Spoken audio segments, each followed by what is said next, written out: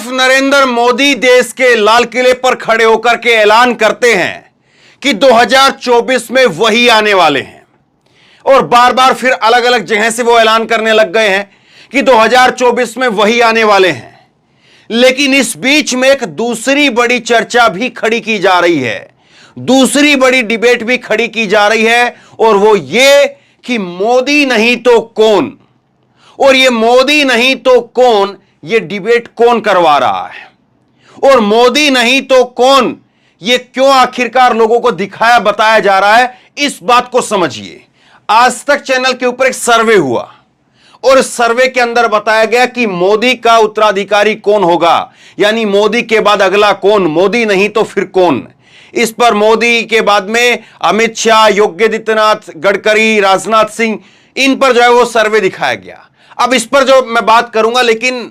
मुझे लगता है कि देश में आज सबसे बड़ी बहस वो यही है कि 2024 में इंडिया वर्सेस एनडीए का जब मुकाबला होगा तो उसमें मोदी प्रधानमंत्री बन पाएंगे कि नहीं बन पाएंगे, मोदी को इंडिया हरा पाएगा या नहीं हरा पाएगा, राहुल गांधी नरेंद्र मोदी के सामने अपने आप को साबित कर पाएंगे कि नहीं साबित कर पाएंगे, राहुल गांधी 2024 के प्रधानमंत्री बनेंगे या नरेंद्र मोदी 2024 के प्रधानमंत्री बनेंगे, या इंडिया में से इन चेहरों में से कोई चेहरा वो 2024 का प्रधानमंत्री बनेगा। मुझे लगता है कि सबसे बड़ी बहस तो यह बहस है, लेकिन इस बहस के बीच में एक और बहस घुसाई जा रही है, और इसको जरा समझिए कि कौन लोग हैं जो इस बहस को खड़ी कर रहे हैं और इसके पीछे मकसद क्या है, इस बात को भी समझिए। और बीजेपी प्रधानमंत्री नरेंद्र मोदी जो खुद ऐलान करते हुए घूम रहे हैं कि वही आएंगे, 2024 में मैं ही आऊंगा, मैं ही झंडा फहराऊंगा, वो इस तरह की बात जब वो कह रहे हैं तो उनका घर कितना मजबूत है, इस बात को भी समझिए। देखिए, नरेंद्र मोदी के सामने आज तक चैनल ने एक सर्वे किया है, और वो सर्वे क्या बताता है, वो सर्वे बताता है कि यहां पर अगर अमित शाह को नरेंद्र मोदी के सामने रखा जाता है तो 26% लोग चाहते हैं कि अमित शाह नरेंद्र मोदी के बाद अमित शाह बने, योगी आदित्यनाथ को 25% लोग, नितिन गडकरी को 16% लोग, और 6% लोग राजनाथ सिंह को। यह जो है वो आंकड़ा बताया है। लेकिन यह आंकड़ा बताया ही क्यों गया है, इस बात को समझिए। पहली बात तो यह है कि जब से इंडिया बना है तब से नरेंद्र मोदी परेशान है, और परेशानी की वजह यह है कि सारा वोट एक जगह पर आ गया, करीब करीब 60% वोट कम से कम वो एक जगह पर आ गया है। तो मोदी जी 40%, 30% जो आज उनके पास में करीब 33% वोट है। अब 33% वोट को वो कितना बढ़ा करके लेकर के जा सकते हैं कि वो 60% वोट को घटा पाए, तो तस्वीर दिखाई नहीं देती है, समझ में नहीं आती है। और इसीलिए बड़ी चिंता है नरेंद्र मोदी को, बीजेपी को, आरएसएस को भी चिंता है। आरएसएस को चिंता इस बात की है कि कहीं ऐसा ना हो कि नरेंद्र मोदी के नाम पर जो 272 का आंकड़ा है वो आए ही ना, और इंडिया जब सामने आ गया है, इंडिया का गठबंधन बन गया है, तो कहीं इंडिया ऐसी स्थिति में ना आ जाए कि इंडिया जो है वो कम से कम जो है 250 260 सीटों पर आ जाए। और अगर 10-15 सीटों का फर्क जो है वो इधर भी, 10-15 सीटों का फर्क इधर भी, जानकार लोग कहते हैं कि आज की तारीख में अगर चुनाव होते हैं तो 250 सीटों के आसपास जो है वो इंडिया का बनता है, और 230 सीटों के आसपास जो है वो एनडीए का बनता है। तो अब यहां पर जो है वो सरकार जिसको बनानी होगी, इंडिया को सरकार बनानी है, तो इंडिया को चाहिए होंगे कम से कम जो है वो 30 से 35 जो है वो सांसद चाहिए होंगे, जबकि अगर एनडीए को सरकार बनानी है तो कम से कम 40 से 45 सांसद उनको चाहिए होंगे। अब ऐसे में बहुत सारे लोग ऐसे जो नरेंद्र मोदी के नाम पर खुश नहीं होंगे, बहुत सारे लोग ऐसे हैं जो नरेंद्र मोदी को नहीं चाहते हैं, बस वो कुर्सी पर हैं, सत्ता में है, पावर में है, और कुछ लोगों की कुछ फाइलें भी हैं, इसीलिए सब नतमस्तक हैं, बहुत सारे लोग ये भी कहते हैं। तो उस दौरान उस समीकरण के अंदर कौन फिट बैठता है? क्या हम योगी आदित्यनाथ के चेहरे को पुश कर सकते हैं? क्या हम अमित शाह के चेहरे को पुश कर सकते हैं? क्या हम गडकरी के चेहरे को ऊपर ला सकते हैं, या राजनाथ सिंह के चेहरे को ऊपर ला सकते हैं? जैसे कि फिर अगर गडकरी को सामने लाया जाए तो गडकरी को सामने लाने में से फिर इंडिया गठबंधन में से किसी पार्टी के कोई ना कोई पार्टी को जो है वो अपनी तरफ खींचा जाए। तो ये जो एक कवायद है, ये कोशिश है, और उसी के तहत जो है ये गडकरी का चेहरा हो सकता है, राजनाथ सिंह का चेहरा हो सकता है, इन चेहरों को मीडिया सामने ला रही है। वरना बीजेपी तो आज के दिन में ये मान करके चलती है, या मोदी का जो खेमा है वो कहिए आप, बीजेपी भी ना, क्योंकि बीजेपी के अंदर भी अब कई तरह की बातें होने लग गई है। मोदी का जो खेमा है, खुद मोदी या उनके जो समर्थक, भक्त, अंधभक्त जो भी हैं, वो ये मान करके चलते हैं कि 1 से 10 तक अगर आप नंबर करते हैं कि पहले नंबर पर कौन, दूसरे पर कौन, तीसरे पर कौन, चौथे पर कौन, पांचवें पर कौन, अगर 1 से 10 तक आप गिनती करते हैं तो 1 से 10 तक केवल मोदी है। 11वें पर अगर कोई आप किसी को रखना चाहें तो रखिए, 12वें पर रखना चाहें तो रखिए, 13वें पर रखना चाहें तो रखिए।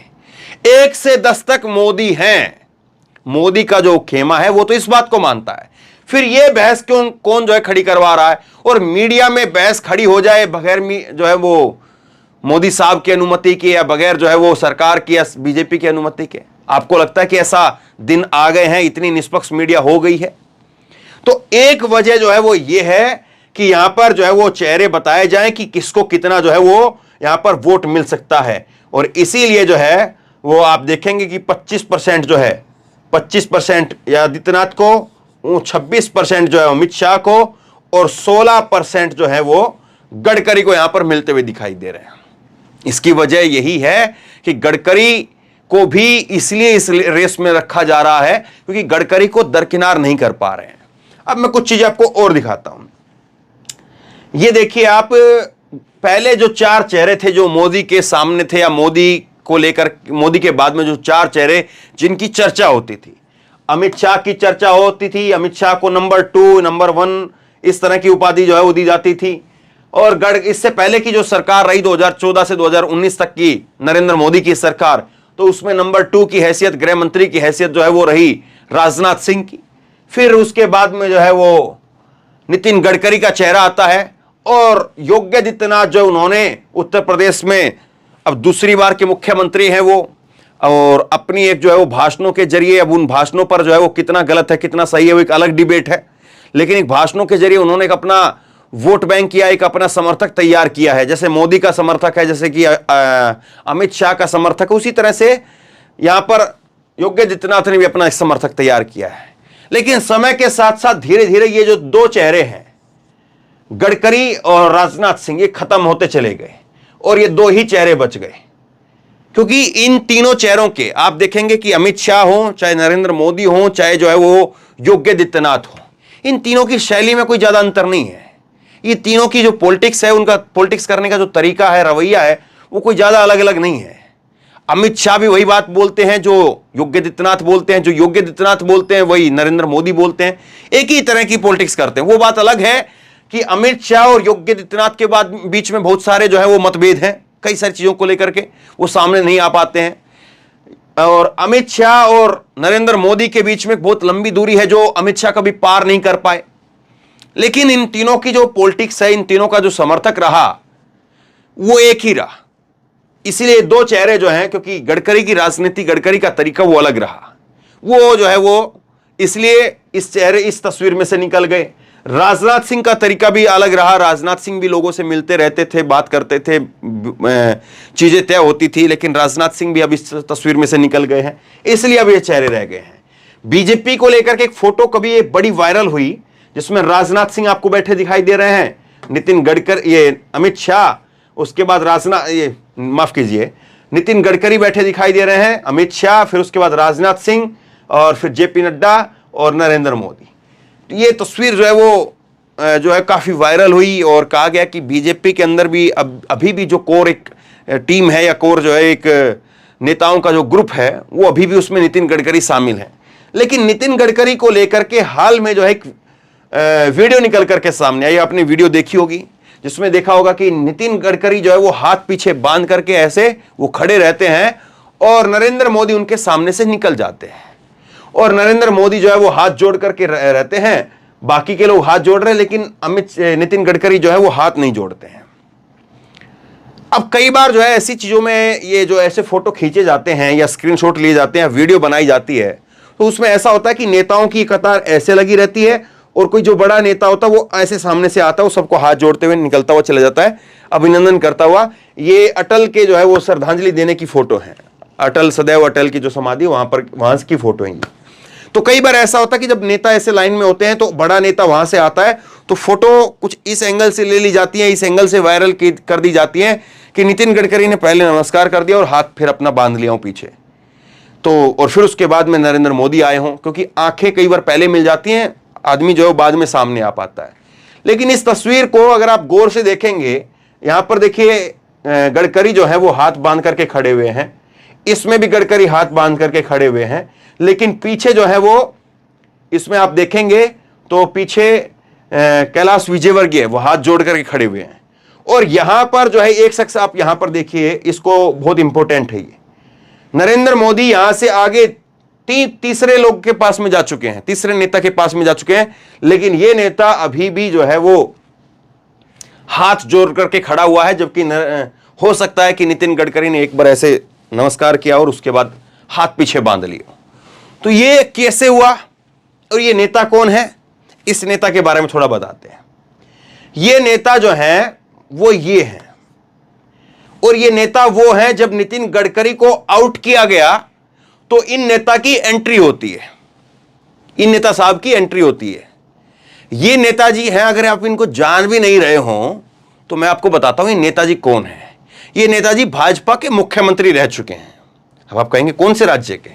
ये उस राज्य के मुख्यमंत्री रह चुके हैं जिस राज्य के एक और मुख्यमंत्री अपने आप को योगी आदित्यनाथ से आगे निकालने की कोशिश कर रहे हैं। ये असम के मुख्यमंत्री रह चुके हैं,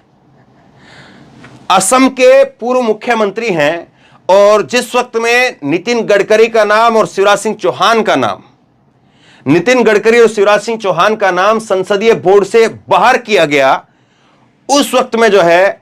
यहां पर येदियुरप्पा का नाम जो है वो इन किया गया, और येदियुरप्पा के साथ साथ असम के पूर्व सीएम सर्बानंद सोनोवाल, उनका नाम जो है वो इन किया गया। अब इन दोनों के नाम को जो है वो अंदर क्यों किया गया, जबकि येदियुरप्पा एक तरह से रिटायरमेंट ले चुके हैं। और ये खबर जो है वो 17 अगस्त 2022 की खबर है, पिछले साल की खबर, आप मान लीजिए 1 साल हो चुका है। तो क्यों आखिरकार येदियुरप्पा तो जो है उस वक्त में संन्यास की तरफ बढ़ रहे थे, येदियुरप्पा को हटा करके बसवराज बोम्मई को सीएम बना दिया गया था कर्नाटक के अंदर। कर्नाटक के चुनाव नहीं हुए थे तब, बीजेपी की सरकार चल रही थी। तो उस वक्त में येदियुरप्पा को अंदर लेने का मतलब यह था कि येदियुरप्पा को यह कहा जाए कि आपको भले ही सीएम से हटाया गया, लेकिन अभी भी आप हमारी लिस्ट के अंदर है, आप जो है वो नाराज मत होइए। क्योंकि सीधे तौर पर पता था कि येदियुरप्पा का जाना मतलब कि लिंगायत वोटों का जाना, इसलिए येदियुरप्पा को जो है वो एक कांटा फेंक करके रोक करके रखने की कोशिश थी। येदियुरप्पा का नाम इसलिए जो है वो इन किया गया। दूसरी तरफ असम के जो मौजूदा सीएम हैं हेमंता बिस्वा शर्मा, उनको यह बताने के लिए कि आप अपने आप को योगी आदित्यनाथ, अमित शाह और नरेंद्र मोदी मत समझिए, इसीलिए उनके कद को थोड़ा सा डाउन करने के लिए, उन पर लगाम लगाए रखने के लिए सर्बानंद सोनोवाल की जो है वो एंट्री होती है। लेकिन इन दोनों चेहरों की जो है वो एग्जिट ये क्यों हो गई, ये दोनों बाहर क्यों कर दिए गए, ये दोनों आउट क्यों कर दिए गए, इस बात को जरा समझिए। दरअसल नरेंद्र मोदी जी के साथ में समस्या क्या है? समस्या यह है नरेंद्र मोदी जी के साथ में कि वो अपने सीनियर से कंफर्टेबल नहीं रहते हैं। ये दोनों चेहरे नरेंद्र मोदी के सीनियर रहे हैं। नरेंद्र मोदी आज भले ही देश के प्रधानमंत्री हों, भले ही वो दूसरी बार के प्रधानमंत्री हों, 9 साल प्रधानमंत्री उनको हो चुका हो, लेकिन सीनियर तो सीनियर है। और सीनियर जो है वो, ये दोनों सीनियर रह चुके हैं। तो नितिन गडकरी और शिवराज सिंह चौहान और नितिन गडकरी, कभी ये दोनों जो है वो प्रधानमंत्री की रेस में भी थे। क्योंकि जिस वक्त में नरेंद्र मोदी दुहाई देते थे कि वो बतौर मुख्यमंत्री उन्होंने अच्छा काम किया है, बतौर मुख्यमंत्री उनका जो है वो लगातार इतने समय का जो है टर्नओवर हो चुका है, तो उस वक्त में जो है वो शिवराज सिंह चौहान का नाम निकल करके सामने आता था। और शिवराज सिंह चौहान को लेकर के तर्क दिया जाता था कि शिवराज सिंह चौहान एक साफ सुथरी छवि के आदमी है, व्यापम वगैरह के कुछ घोटाले उनके ऊपर जरूर हैं, लेकिन हिंदू मुसलमान दंगे का या उस पर उस तरह का कोई आरोप नहीं है। तो फिर क्यों नहीं जो है शिवराज सिंह चौहान को लाया जाए? शिवराज सिंह चौहान एक बड़े प्रदेश से आते हैं, जो अगर 26-25 सीटें जो है वो गुजरात में हैं, लोकसभा की, तो 29 सीटें जो है वो मध्य प्रदेश के अंदर है, फिर क्यों नहीं लेकर के आया जाए उनको? तो शिवराज सिंह चौहान को लाया जाए। तो ये शिवराज सिंह चौहान पहले से कभी से ही नरेंद्र मोदी की लिस्ट में थे कि ये व्यक्ति जो है वो परेशानी कर सकते हैं, इसलिए इन व्यक्ति को वो करिए। लेकिन अब शिवराज सिंह चौहान उस तरीके से देखें तो दिखाई नहीं पड़ते हैं कि वो कहीं पर कोई अपने आप को टक्कर देने की उसमें देख रहे हो कि वो टक्कर दे सकते हैं। उन्होंने अपने आप को साइडलाइन कर लिया है। और मध्य प्रदेश चुनाव को लेकर के डिटेल में कभी मैं आपको आगे बताऊंगा कि शिवराज सिंह चौहान किस तरह से लड़ रहे हैं या नहीं लड़ रहे हैं, या केवल जो भाषण दे रहे हैं, वो आपको सब कुछ बताऊंगा मैं। कभी अलग से उस पर बात करेंगे मध्य प्रदेश को लेकर के। दूसरा चेहरा है नितिन गडकरी। नितिन गडकरी को लेकर के कहा जाता है कि नितिन गडकरी जब दूसरी बार बीजेपी के अध्यक्ष बनने वाले थे, प्रेसिडेंट, जब आप जेपी नड्डा है, उससे पहले अमित शाह है, उससे पहले राजनाथ सिंह, तो उस वक्त में जब नितिन गडकरी जो है दोबारा अध्यक्ष बनने थे, ढोल बजने शुरू हो गए थे इनके घर के बाहर, पूरा कार्यक्रम तैयार था। लेकिन उसी वक्त में जो है कांग्रेस की सरकार रही, तब उसी वक्त में इनके घर पर कुछ टीमें भेज दी गई और खबरें निकल करके चलने लगी कि देखिए नितिन गडकरी के घर पर छापा, ये वो तमाम सारी बातें, और उसके बाद इनका नंबर कट गया, राजनाथ सिंह का नंबर लग जाता है, राजनाथ सिंह जो है वो अध्यक्ष बना दिए जाते हैं। तो नितिन गडकरी की तब से जो है वो एक पैरेलल में उनकी खटास जो चलती रही। और नितिन गडकरी ये मानते हैं कि वो जो पूरा प्रकरण हुआ, जिस तरह से मीडिया में नैरेटिव पेश किया गया और जो चीजें हुई, उसके पीछे बीजेपी के नेता थे। नितिन गडकरी मानते, सरकार कांग्रेस की थी, लेकिन गडकरी इस बात को मानते हैं कि वो सारा जो खेल करवाया गया उसके पीछे कांग्रेस नहीं बल्कि बीजेपी का हाथ था, और बीजेपी के नेता ने, किसी ने जो है ये पूरा खेल रचा था। और उनको बाहर करके राजनाथ सिंह को लेकर के आए कि राजनाथ सिंह जो है वो मोदी के नाम पर मोहर लगा देंगे। क्यों? क्योंकि राजनाथ सिंह से ज्यादा जो है वो संघ के प्रिय थे नितिन गडकरी, और गडकरी आज भी संघ के बहुत प्रिय हैं। गडकरी को संघ जो है वो आज भी जो है वो बहुत ज्यादा चाहता है, और इसीलिए बहुत सारे मामलों के अंदर, हालांकि एक मामले में जब ये पार्लियामेंट बोर्ड से हटाया गया तब उस मामले में गडकरी की संघ ने कोई खास मदद नहीं की थी, बाकी समय पर संघ जो है वो गडकरी के साथ रहा है। ब्राह्मण नेता के तौर पर समझिए या संघ से पुराना जुड़ाव समझिए, तो नरेंद्र मोदी के मुकाबले उस वक्त भी संघ में नितिन गडकरी को लेकर के ज्यादा स्वीकार्यता थी, और आज भी है। लेकिन अब हालात थोड़े बदल गए हैं, इसलिए संघ भी उतनी ताकत नहीं दिखा पा रहा है, लेकिन ये चीजें फिर भी चल रही हैं। अब इसके बाद में नितिन गडकरी को जो है ये लेकर के खबर और छपी थी 1 सितंबर 2022 को। ये 17 अगस्त 2022 की थी जब हटाया गया इनको पार्लियामेंट बोर्ड से, और उसके करीब जो है 15-20 दिन बाद में एक और खबर छपती है, और उस खबर में जो इस बात को लेकर के चर्चा होती है कि क्या गडकरी जो हैं वो विद्रोह करने की स्थिति में आ रहे हैं, विद्रोही हैं, इसलिए जो उनको साइडलाइन किया गया है, या वो बीजेपी की जो नई पॉलिटिक्स है, और नई पॉलिटिक्स के अंदर बीजेपी में कोई और चेहरा नहीं होगा, मोदी ही चेहरा होंगे, और मोदी जिसको चाहेंगे वही चेहरा होगा। तो ये पहले से चर्चा जो चलती रही, लेकिन अब एक बार फिर से इस चर्चा को जन्म दिया जा रहा है। तो फिर इसके पीछे वजह क्या है, सवाल अब ये है। लेकिन अब इतनी सारी चीजों को सुनने के बाद अब आप बताइए, नरेंद्र मोदी जो बात कहते हैं कि मैं ही जीत रहा हूं, 2024 में मैं ही आ रहा हूं, मैं ही झंडा फहरा रहा हूं, मैं ही, जितना वो मैं का राग जो अलापते हैं, क्या आपको लगता है कि नरेंद्र मोदी आज उस स्थिति के अंदर हैं कि पूरी तरह से कंफर्टेबल होकर के वो बात कह पा रहे हैं, या नरेंद्र मोदी मैं क्या जो राग अलाप रहे हैं उसके जरिए वो बाकी के लोगों को भी संदेश दे रहे हैं कि नहीं, अभी जगह खाली नहीं है? और क्या बीजेपी के अंदर से एक खेमा, संघ के अंदर से एक खेमा वो दूसरे लोगों को भी प्रोजेक्ट करना शुरू कर चुका है कि अगर स्थिति कहीं पर 220-230 के आसपास पहुंचती है, और 272 का बहुमत का आंकड़ा, सरकार बनाने का आंकड़ा, अगर उससे 30-40 सीटें कम रह जाती है, तो फिर कौन सा ऐसा चेहरा होगा जिसको ऊपर ला करके मोदी को जो नीचे करके बाकी की पार्टियों से समर्थन लिया जाए? क्योंकि बाकी की पार्टियां वो नरेंद्र मोदी के साथ काम नहीं करना चाहेंगी, क्योंकि उन सबको पता है कि नरेंद्र मोदी को भले ही आप प्रधानमंत्री फिर से तीसरी बार बनवा भी देंगे, लेकिन फिर उसके बाद में वो क्या करेंगे, किसकी पार्टी को तोड़ करके, किसके सांसदों को तोड़ करके बीजेपी में शामिल करवा लें,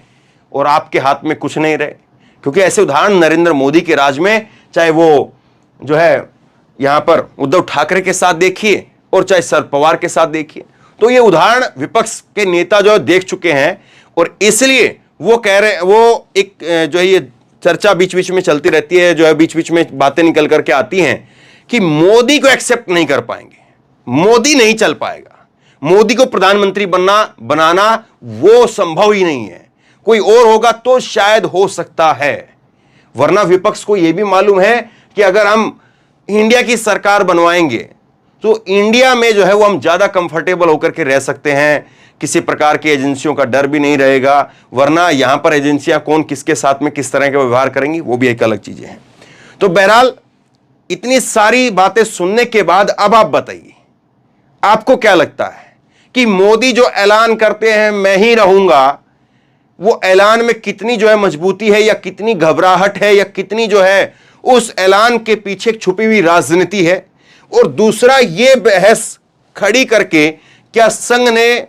बीजेपी के अंदर मोदी विरोधी खेमे ने इस बात को जो है हवा देनी शुरू कर दी है कि मोदी का टाइम अब खत्म हो रहा है, किसी और को चेहरा बनाना पड़ेगा, मोदी के नाम पर बीजेपी के अंदर और विपक्ष के अंदर कोई स्वीकार्यता नहीं है? सवाल ये है, आप क्या सोचते हैं? नीचे कमेंट बॉक्स में अपनी राय लिख करके जरूर बताइए। इस वीडियो को खूब शेयर कीजिए, लोगों तक पहुंचाइए और इसी तरह की तमाम खबरों के लिए ऑनलाइन न्यूज इंडिया को सब्सक्राइब कीजिए। साथ में जो बेल आइकन है घंटी उसको जरूर दबाइए ताकि जैसे कोई खबर अपलोड करें उसकी नोटिफिकेशन सीधे सबसे पहले आपको मिल सके। और अगर ये वीडियो फेसबुक पर देख रहे हैं तो फेसबुक पर हमारे पेज को लाइक कीजिए, फॉलो कीजिए और इस खबर को शेयर कीजिए। धन्यवाद।